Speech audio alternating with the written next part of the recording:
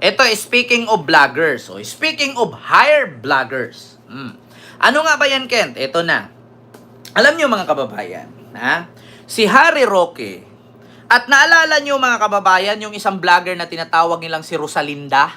Yeah? Si Rosalinda or si Mr. Talker, kung naalala nyo noon na hinahanap ni Attorney Cristina Conte ng ICC, na gusto niyang kasuhan kasi nilagyan siya ng sungay. Si Rosalinda, yung payat. Ito mga kababayan, napansin nyo ba ito? Ito ha, ito. Pakita ko sa inyo. Wait lang. Ito na, mga kababayan. Nakita nyo ba yan? Ayan po si Rosalinda. Ayan po yung si Mr. Talker. Ayan po si Harry Roque. Ano po ba ang napansin ninyo mga kababayan? Anong napansin ninyo sa dalawa? Ito po yung before. Ayan na po yung after. Ito po yung before ni Roque. Ayan po yung after. So ano pong nagkaiba? Di ba sabay-sabay po silang pumayat? Di ba sabay po silang naging kalansay? Bakit nga ba? Ito lang po ang sagot dyan mga kababayan.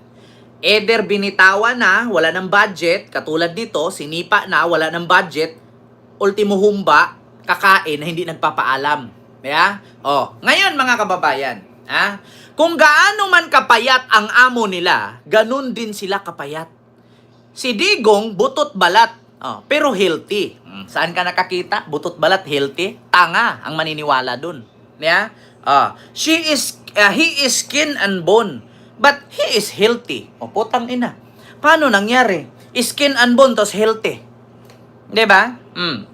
Ang healthy, yung malusog. Paano mo masasabing healthy? Tapos, ang isang braso ni Sarah, dalawang braso na ni Digong. So ngayon mga kababayan, kung gaano kapayat si Digong, ganun din kapayat ang kanyang mga vloggers. At aminin nyo man sa hindi, vlogger ni Digong yan. Kahit tignan mo yung content niya ni Rosalinda. Puro DDS yan, content niyan, pabor yan kay Digong. Tignan mo naman yung kay Harry Roque, puro Digong din yan. Diba? Kung gaano kapayat ang amo nila, ganun din kapayat ang mga tuta niya. Diba? Ganyan po mga kababayan ang problema ngayon. Bakit? Si Rosalinda po ay hinahanap po yan. Ni Attorney Cristina Conte ng ICC na kasama ni Antonio Trillanes, no? Or isa sa mga abogado ng mga biktima ni Digong sa ICC. Hinahanap po yan si Rosalinda. Kasi bakit? Nilagyan po kasi niya sungay si Attorney Cristina Conte, mga kababayan. Nilagyan niya sungay. Ganon. Nagalit. Si Cristina Conte, hinahanap taga saan, anong address para padala ng supina at kasuhan. Simula po noon mga kababayan, hindi na po lumabas itong si Rosalinda. Kung dati mukha siyang daga, ngayon mukha na po siyang bubwit. Magkaisa lang, di ba? Real Talker po ang pangalan niya. Pero wala na ata ngayon. Dati po, dati mukha siyang daga. Ngayon po, nagmukha na siyang bubwit. Diba? Si Roque po dating Barney, ngayon po ay naging Humbarney na po siya. Humba-ne. Kaya nga sa totoo lang mga kababayan, sa totoo lang, kakaiba na po yung mga hitsura nila. Kung hindi nyo po napansin, lahat po sila ngayon taggutom na. Kasi bakit? Wala na pong budget. Mas unahin po siguro ng amo nila. Baka Kent may sakit yan, cancer. Cancer po sa ano ma'am? Utak. Dahil sa kabubuhang DDS. Kung ako man po ang amo nila, syempre, mas unahin ko pong kumain at magbayad sa abogado ko para makalabas po ako. Kaysa unahin kong magbayad ng vloggers na bubo lang din naman mag-react. Hanapin natin si dito sa TikTok mga kababayan. Ito po siya pag nagsalita yan, napakapangit mga kababayan, nagsilabasan po yung kanyang mga sungking ngipin. Ito po siya. Ito po Ito po mga kababayan, si Mr. Talker. Ayan po siya. Dating sinisiraan si Kakamping. Ngayon, si PBBM naman. Ayan po siya. Hanapin mo sa video ko Ah. na sinisiraan ko si PBBM. Maria, Maria. Putang ina mo. Rosalinda. Saan daw video niya na sinisiraan si PBBM? Aba, kapag binuksan ko yung TikTok account mo, puro government ang binibira mo. Hindi mo ba sinisiraan si Marcos?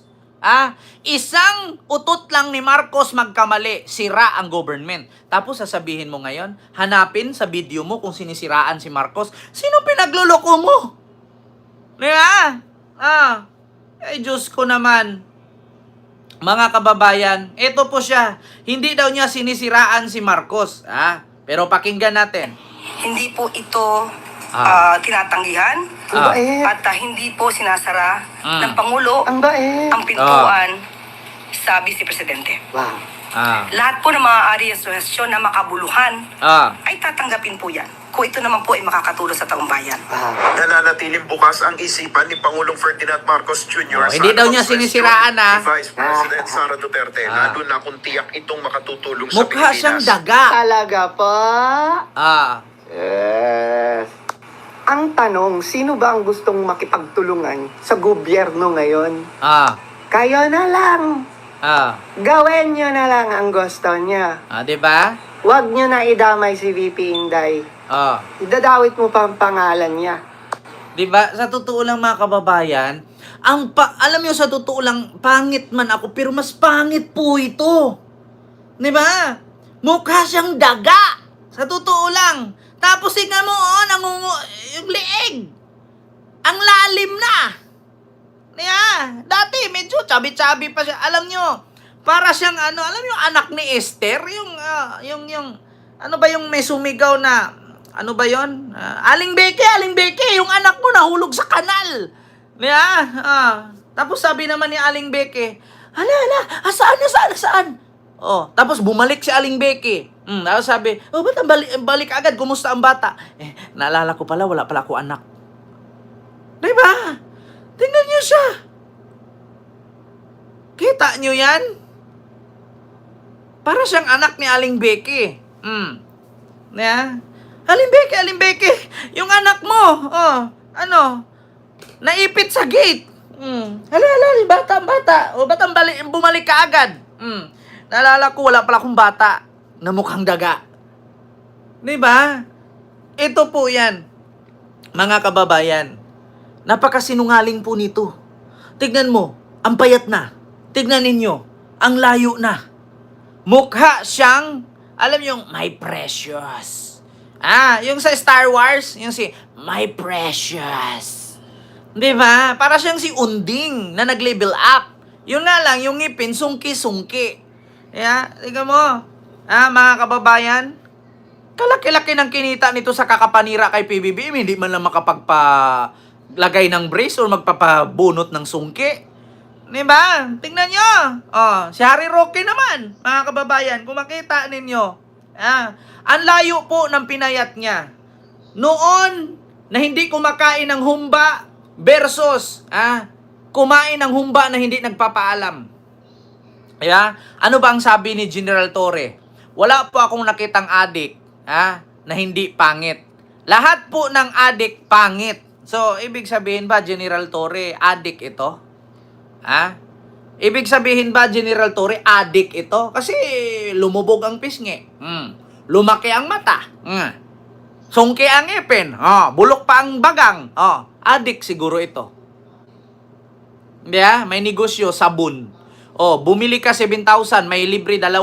Tapos iaalok mo, tapos magpipicture ka doon sa malalaking mansion at may maraming sports car. Tapos sabihin, mayaman ka dahil sa pagtitinda ng sabon.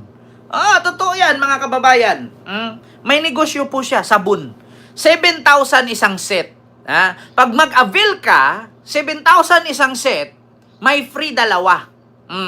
So ngayon, mga kababayan, para maniwala sa'yo, yung mag-downline sa'yo, upline sa'yo, mag-picture ka na nakaupo ka sa sports car. Tapos mag-picture ka na nasa bahay ka na may mansyon. Para sabihin, yumaman ka sa pagtitinda ng sabon. Tigilan nyo nga ako, mga kababayan. Inamin na nga ni Dave, ano ba yan? Yung sa Jessica Soho?